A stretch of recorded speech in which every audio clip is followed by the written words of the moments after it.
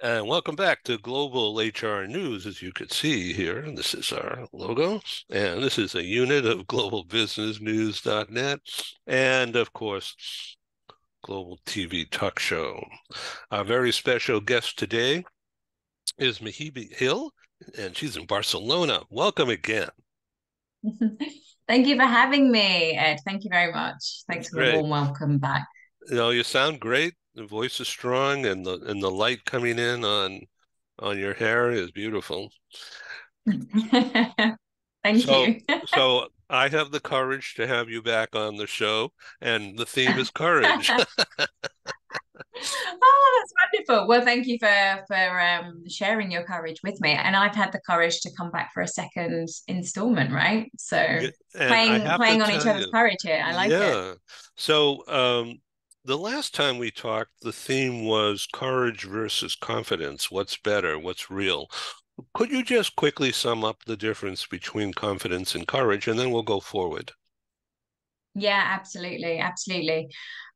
So the reason that I have this concept of courage being such a powerhouse value is because I believe that small acts of courage build confidence. Just to set the scene, right? But behind why we're talking about courage today, and for me, they're very distinct in terms of what they are and how they can support us. So for me, courage is about doing something that's outside of your comfort zone, within uncertainty, at risk.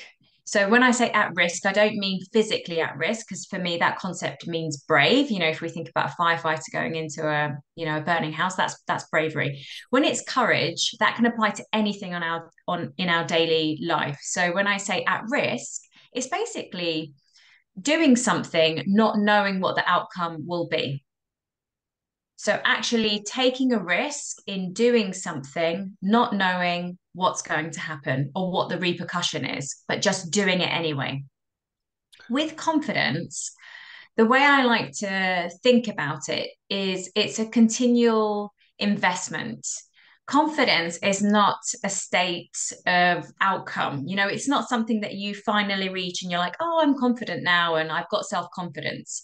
For me, it's about investing in that feeling of confidence, which is about your assurance levels. So, like most things in life, there's ups and downs. And so, confidence within is about securing an assurance level that you can use to support yourself to do stuff. But it starts with courage. Yeah, So one step at a time, right? one Builds step at a time. more courage for bigger things.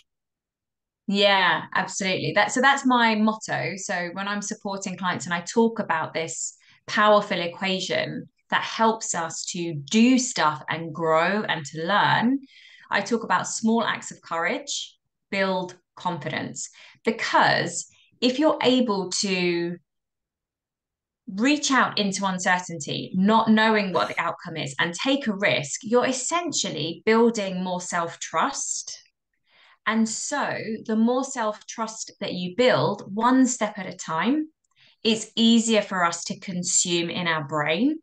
It's easier for us to see our progress. And that is how you build confidence. Like you say, Ed, it's one step at a time, or as I would refer to it, one small courageous act at a time. So getting over the imposter syndrome is key. Oh, yeah, absolutely. Yeah, yeah. I So mean, it's normal to have those.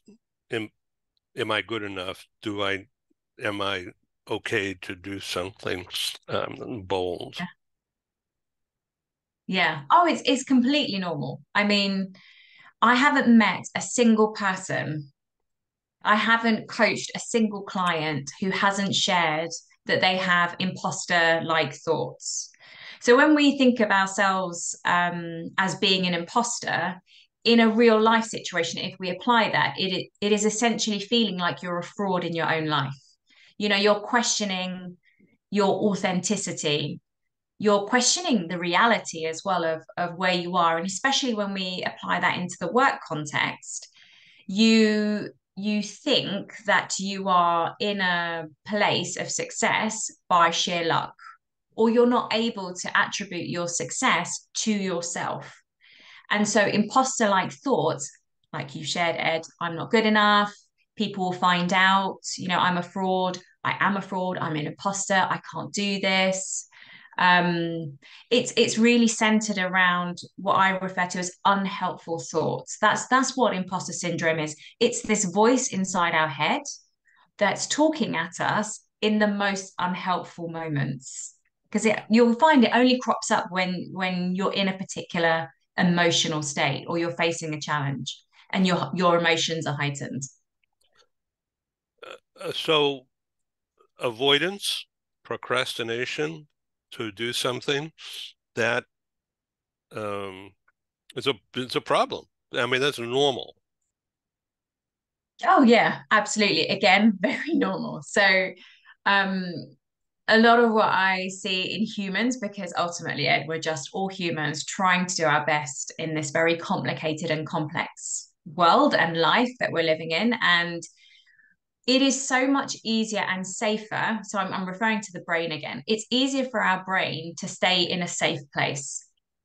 And so it's easy to do that by avoiding what needs to be done or avoiding the conversations that need to happen. And part of that avoidance can also lead to procrastination. So actually, you could be quite busy, I'd say, doing other things that also add value.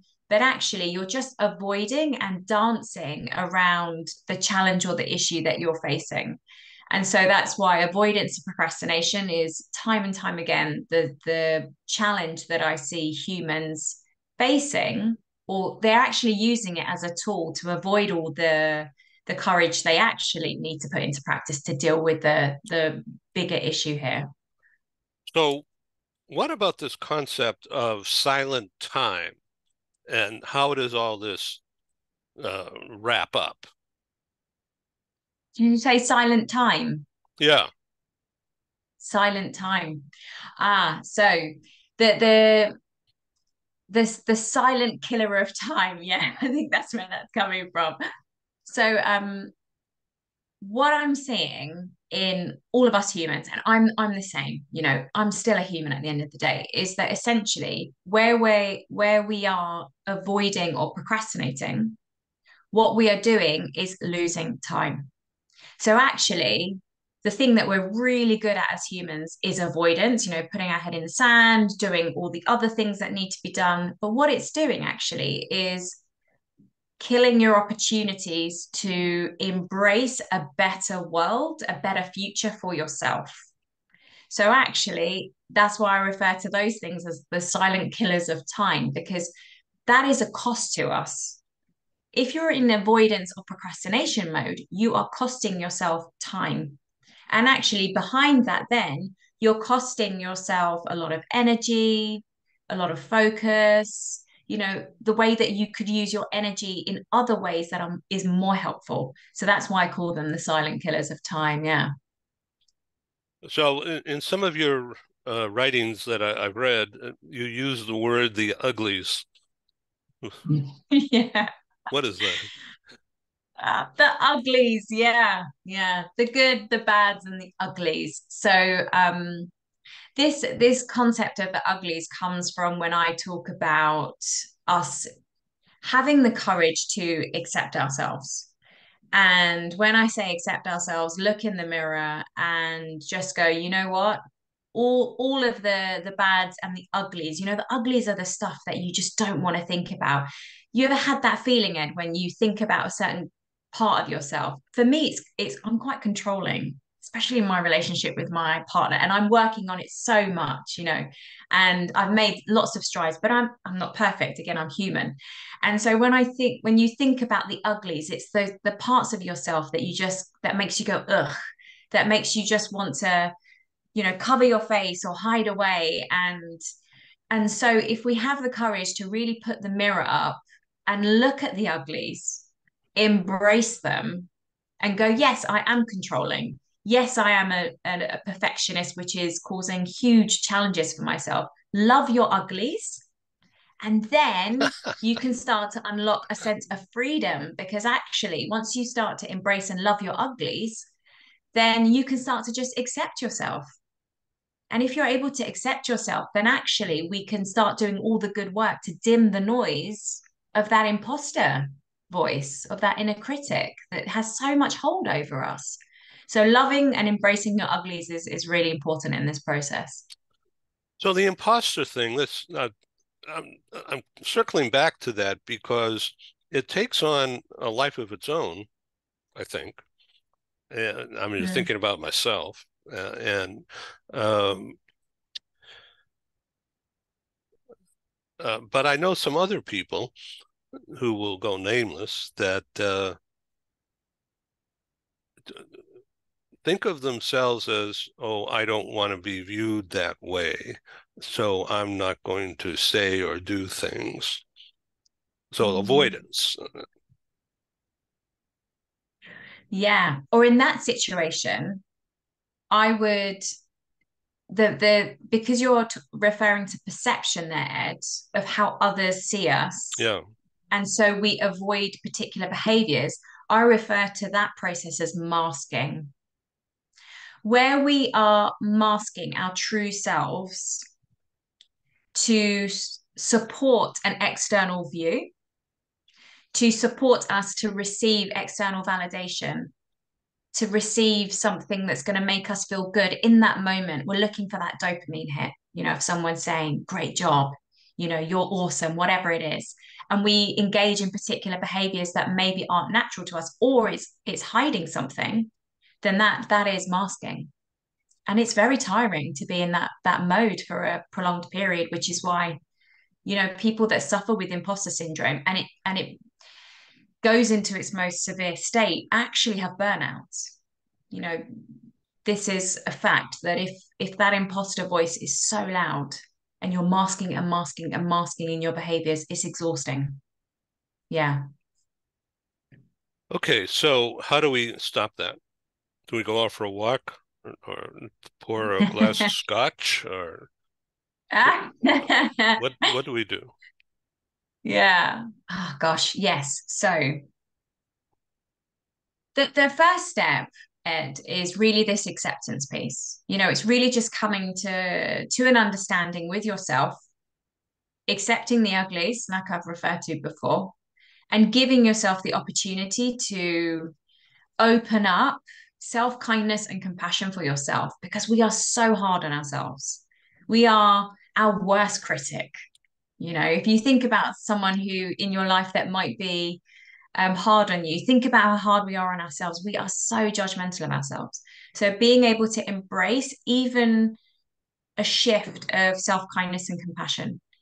And actually what you're referring to about, maybe a shot of scotch or a walk, actually that reminds me of something I do support clients with, not necessarily providing them with scotch, but in those moments where that imposter voice is loud in your head, actually labeling it and saying, okay, I feel whatever that might be, I feel anxious or I'm worried, or I can notice that thought has come up again that I'm not good enough, writing it down and then actually moving away from your environment. So I call it like you're in deferral or you're in a state of distraction, which is actually quite helpful because the imposter thoughts are going to trigger an emotional response from you. So actually going away and maybe having that shot of, scotch or taking a walk, doing something that's mindful,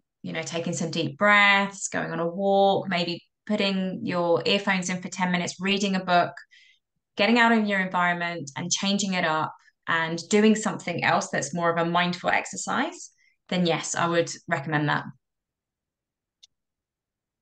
Emotional Fascinating. regulation is important. Yeah. Fascinating talking with you about this. And thank you for being my guest today on Global TV Talk Show. This has been brief, and I Yeah. welcome you to come back and do another Yeah. episode Would next love week to. or the week after. And one day we're going to meet in person somewhere. Yeah. You're coming to Barcelona soon, I hope. Well, it's this not year? final yet. Trying to get sponsors and hosts, and then we could step on the gas and make it happen Mm, fast. I'm mm. targeting April 25 Yes. as the day, which is 2 days later after my live London meeting. And so, but it's not final yet. I, Mm, and as a conference producer and developer, it's like writing a screenplay for a movie or a TV show or Broadway mm. play. Then you have to bring all the people together and fund it and make it uh, not a waste of time for people.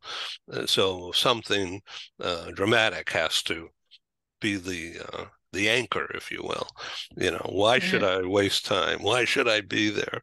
And uh, that's what I'm wrestling with now. Okay, how to go about this. So I've been waiting for, and I'll be brief here, the go ahead from somebody important um, that will help me, finesse the uglies of putting together one of these events and make it really zoom forward and be worthwhile for people who will pay a registration fee. Nice. Well, good luck with that. It sounds really exciting, and I'm looking forward to welcoming you into Barcelona and having perhaps a shot of whiskey, or we could have a beer or a glass of wine, perhaps with some cheese as well. Whatever feels good for you. But I look forward to seeing you. Wonderful. Thank you, Hebe. I really Thank appreciate your you. time and Me too. trust. I really appreciate yours. Thank you for having me. Thank you. This is Ed Thank signing you. off in San Diego and Mehibe in Barcelona. Ciao.